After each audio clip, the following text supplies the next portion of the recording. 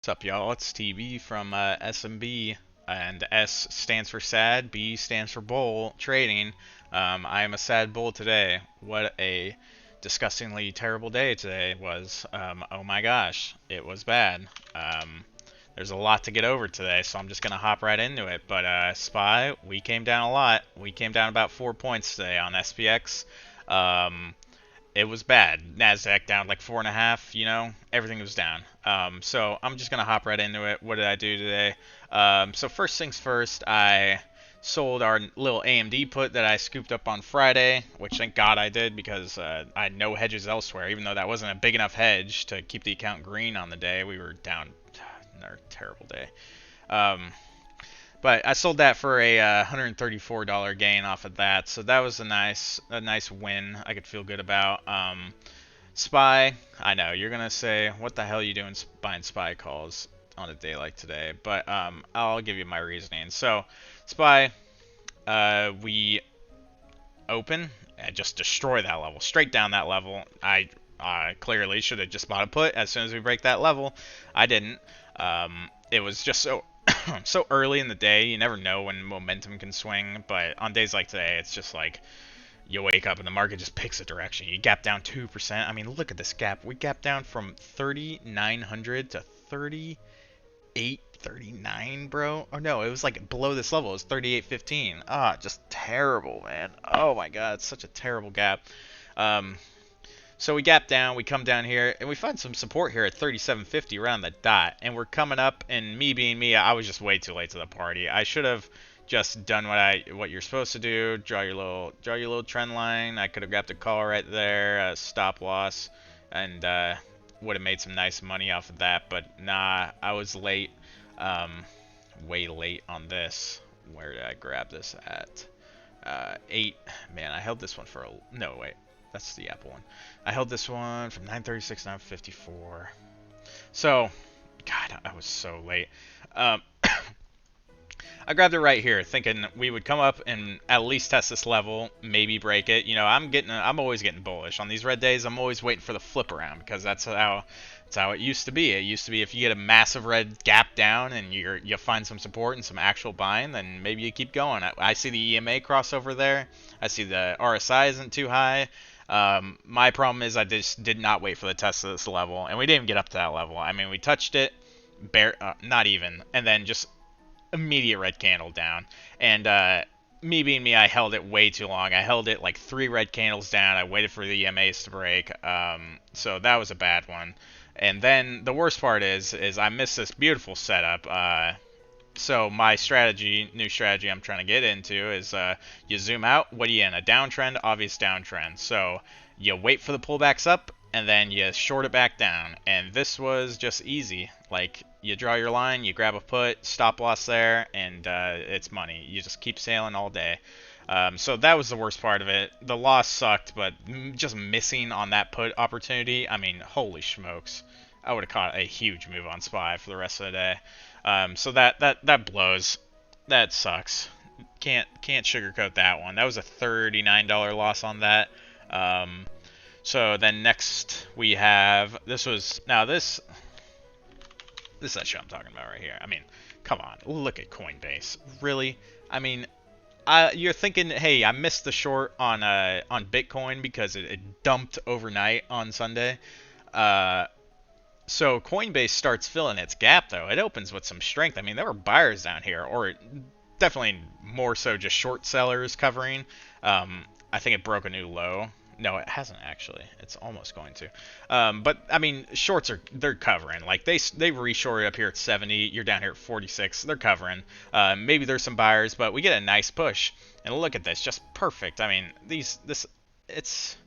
I can't believe they'd give us something this free. Like, really? Look at that. Just the perfect ascending wedge on a day where Bitcoin is down like 13%. Are you kidding me, dude? You can't just give that to me. So this was just free. I grab a put, stop loss up here, and it's a trade on autopilot, really. I let myself get anxious, so I need to just do these trades, set the stop loss, and honestly, if I just walk away, I think that'd be the best thing. Because I got anxious. We break through this, and we're hardly moving. Like, we're holding up this 50 moving average, and then we get these 3 just rogue red candles.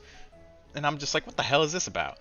We're holding up these EMAs, but I'm seeing, oh, that's a shooting star right there. Bearish reversal sign, because that means it wicked up but rejected and comes back down close to where it opened. Bearish reversal candle, and sure enough, we get three big old red candles, and we just crash on down.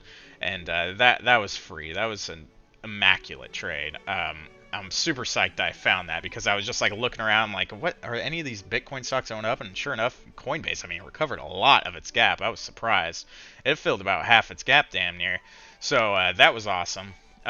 We took that one from, let's see, grab that at 9:58 and sold it almost an hour later. But the problem with this is Coinbase's implied volume on these are 220%. So that implied volume, that means you are paying way more on the premiums than you ought to be, and it requires a lot more movement to get those premiums to actually move up. But it'll go against you in a heartbeat. So if this trade goes against you, you'll lose like $50. But if it goes your way, you make like $50. It's tough because the IV is so high.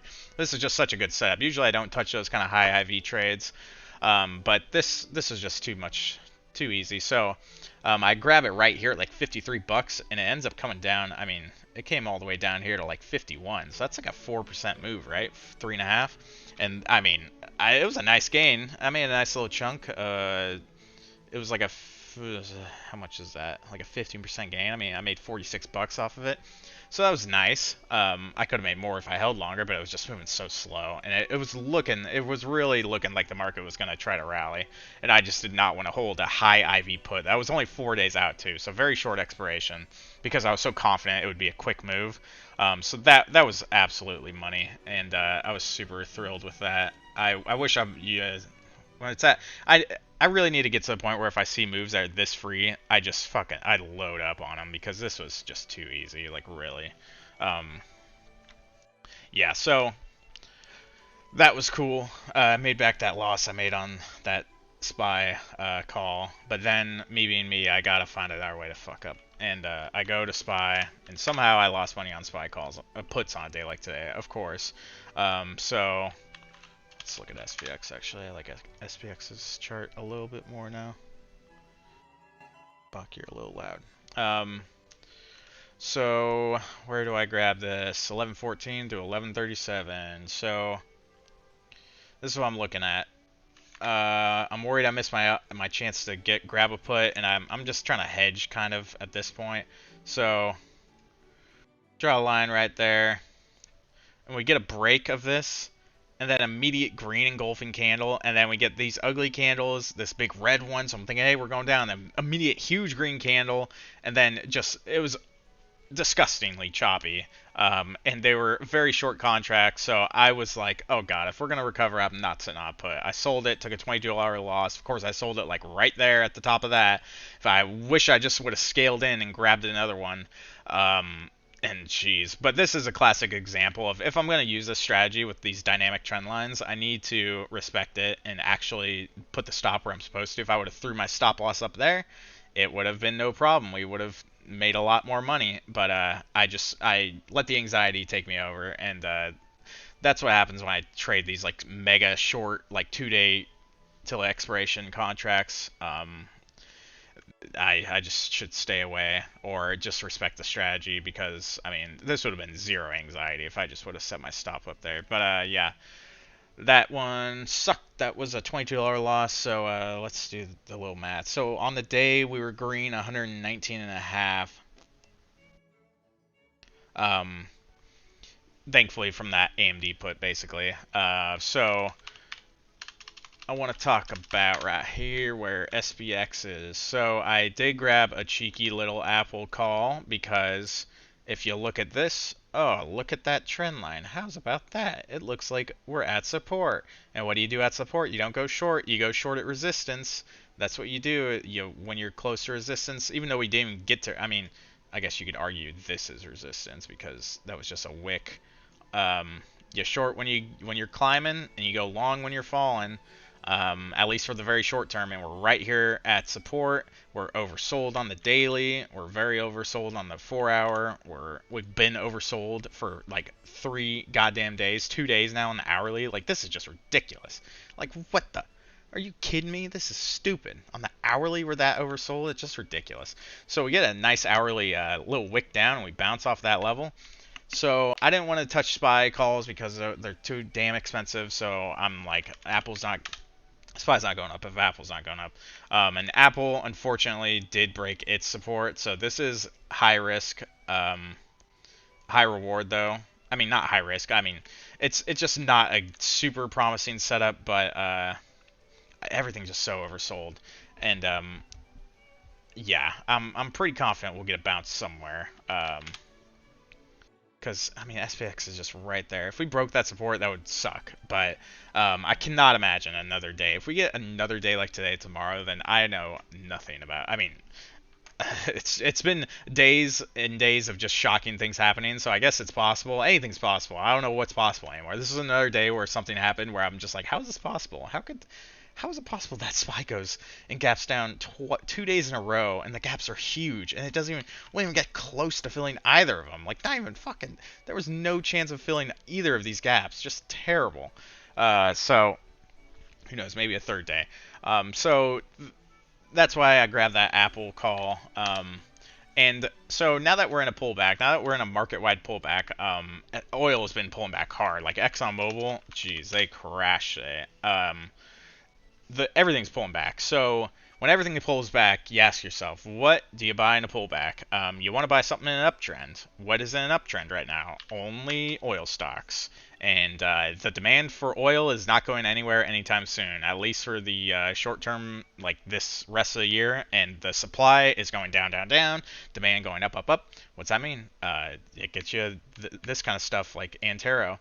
And I know what you're thinking, Antero, it's up like 300% this year, man. You're too late. I say maybe not. Maybe this technical analysis will change your mind, because look at this. Where did Antero bounce over here? We got a bounce off this line, a bounce off that line, another bounce, and oh, look at that. Wow, how about that? We bounced right off that line again. So we do. I could wait for a break of this resistance line. But I don't know. I saw that bounce and I'm like, damn, this is the time you get in on Antero. Everyone, otherwise I'm just chasing. But look, it's not overbought anymore. We're coming down towards the middle of the RSI. We're down here at the RSI. And if you would have bought at any point when the RSI was here in like the 50s, I mean, you would have been making some serious bank. And the fact of it is, just oil prices aren't going down anytime soon. Natural gas prices, none of this shit's going down anytime soon. And this is known. So, when you see the pullback, you get in the stocks that are in an uptrend. You see, that's the problem of what I've been doing is I see a pullback, so I look to tech, and I'm like, what's cheap now in tech? And then you buy in the middle of a downtrend, and then you're like, wow, it just keeps going down. It's like, duh, you're in a downtrend. But you see a pullback in something that's in an uptrend, and you buy it. Especially when the chart is this pretty. You grab, just a bounce right off support, and then look at this resistance line. I mean, this is money right here. Bounce off of that. Oh, look at that. Look at that line. We tap that, and then we just so happen to, just right up there, we tap it too and reject it. So it's in a very clear channel right now. That starts like way down here. I mean, geez Louise, this is too pretty. So I really like it. It could be a rising wedge. And then I'll know for sure that it's going down if we break this support line. And I'll just cut my losses there. It'll be a really small loss. Maybe even grab another put, because I'm still holding that stupid put for whatever goddamn reason. So I like it. Oil's not going anywhere anytime soon. I think smart people are loading up on oil stocks right now. I don't think the window is closed on those one bit. You can look at ExxonMobil. People are still doubling up on calls. People are buying the dip on oil. Same with Antero. Look at those calls. People know, dude. They're like, people watch Antero all day and they're praying for a pullback, and this is it. So I'm getting in on it. I don't give a flip. So now we have to turn our eyes towards what's the Federal Reserve going to do on Wednesday. So inflation is bad, and the Federal Reserve has to slow it down. no one really knows what the market. I mean, the market's not like a thing with a brain, so it's a bunch of people. We all control it. It's mostly computers, but I think at this point the market's mad at the Fed. Clearly, they're so far behind the inflation. It's a joke. It's really like they should have been hiking rates a year ago. I think the market, if the Fed came out on Wednesday, which reports came out that there is a good chance that they will do this, they come out on Wednesday and say we're going to do a 75 basis point hike. I think if that happens, and the fact that we've basically been rug pulled into this, this gives me some conviction that we will see a big rally if that were to happen. Because I think the market wants these higher rates. Like the market at this point is like, please just give us the higher rates. You know we're going to get to those rates. Just get it over with. Just rip off the band-aid. This is stupid. We're just sitting around and just hemorrhaging, and inflation just keeps getting worse, and the Fed is just completely impotent. They're just limp dicks right now, and we got to see the rates go up. So I think the market would love it if Powell came out and said, you know, forget about the 50 points, we're doing the 75 because this is bad, and we mean business. And right now the market doesn't think the Fed means business because they don't. They're a joke. Like they came out in March at a 25 basis point hike. Like that, it's such a joke. Inflation was at 8%, and they're like, yeah, we'll do 25. It's like, oh my god. I think the market is mad about that. And I think they would really be thrilled. I mean, hell, if they did a 100 basis point, that would be, I think that'd be fantastic because this is bad. Inflation is so bad right now. It's crazy. Um, let's see, Wall Street Journal. So I saw this article came out from the Wall Street Journal that triggered a bunch of algos, of course. Um, so I'm not gonna be able to find it. Oh, that's not the actual Wall Street Journal. That would probably help. I could have just pulled this up. Uh. Oh, good God. All right, here we go. So Fed likely to consider 75 percentage point rate rise this week. Officials had signaled plans. So that was their thing. They've been telling us this whole time. We're going to do 350 point hikes these next three meetings in June, July, and September. And the market's not happy about that. I don't think they're not happy about it because they don't like interest rate hikes. I think they're not happy about it because they're like, dude, this is bad. The consumer is dying because inflation is so bad. The market wants the strong consumer, and what makes a consumer weak when they have no freaking money because of inflation? So that's what the market wants. They want the consumer to stay strong, and the consumer will not stay strong when inflation destroys all the money they have.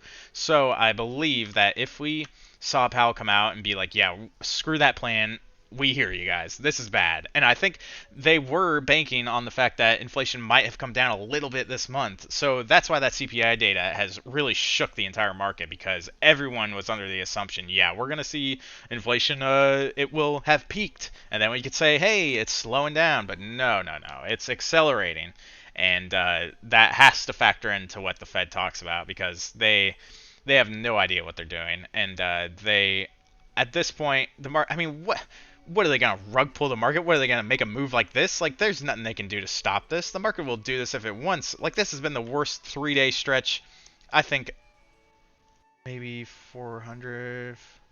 No, this is. I think this has clearly been the worst 3-day stretch this year. Whatever, doesn't matter. Yeah, I mean, yeah, look at that weak red candle. Oh my god, so bad. We got one green candle for like a monsoon of red. So the Fed just they got to get their heads out of their ass and just be like, yeah, we get it.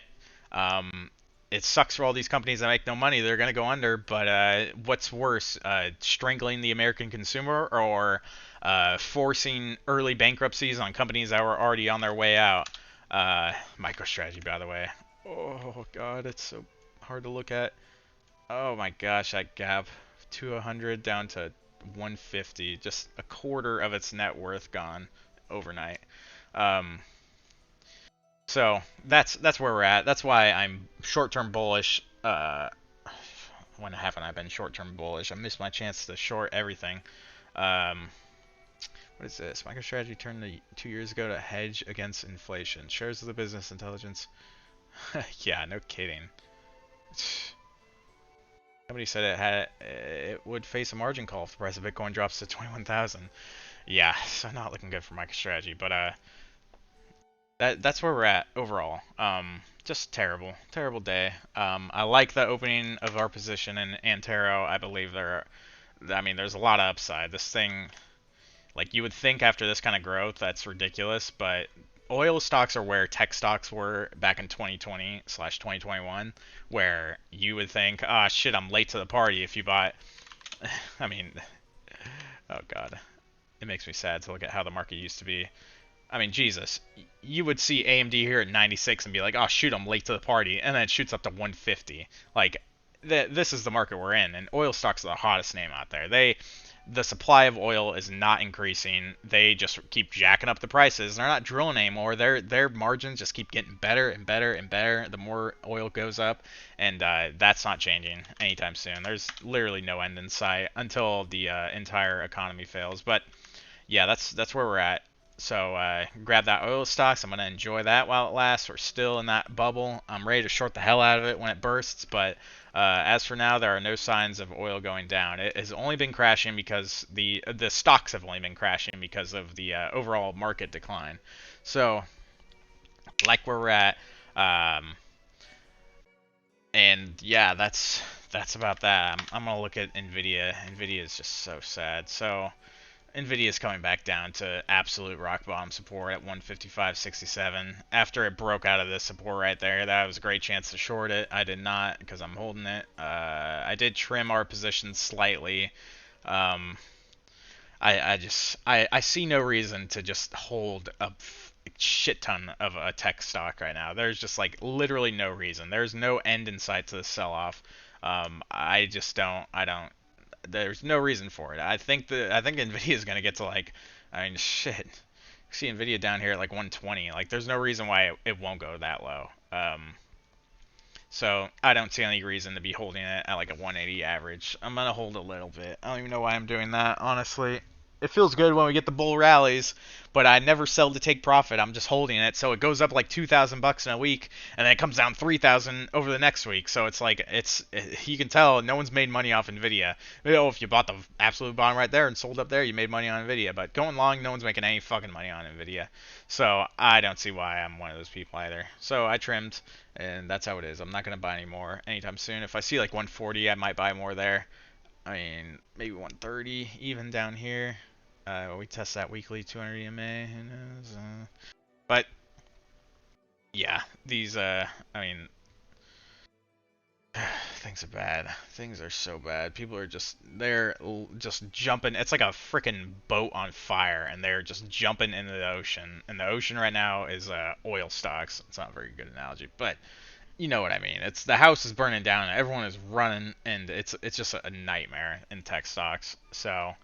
Time to diversify, baby. Yeah, that's all I got for you folks. I'm gonna do a little planning. Might upload a little planning video, what stocks I'm looking at tomorrow. But really, right now, it's like, what setups are there? I mean, everything is at support. Everything is sitting or broke support. So Microsoft is in like full blown like, well, where is it gonna stop? Microsoft is.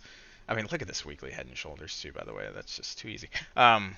But I mean, Microsoft maybe stop here, but it's like, how am I supposed to plan off of this? There's just not much. I guess I'll wait for a retest of that. Maybe if it breaks it, I don't know. It's brutal. So these charts are just like, they're not in any area of consolidation. Everything is in a demand zone / support right now. So I'll try to find some nice plays for tomorrow. But I think tomorrow is just going to be a complete chop fest too with FOMC. On Wednesday. I think it's on Wednesday. It might be on Thursday. Oh god, I hope it's Thursday and not, or a Wednesday and not Thursday. But yeah, that's all I got for you folks. I'll catch you all later. Peace.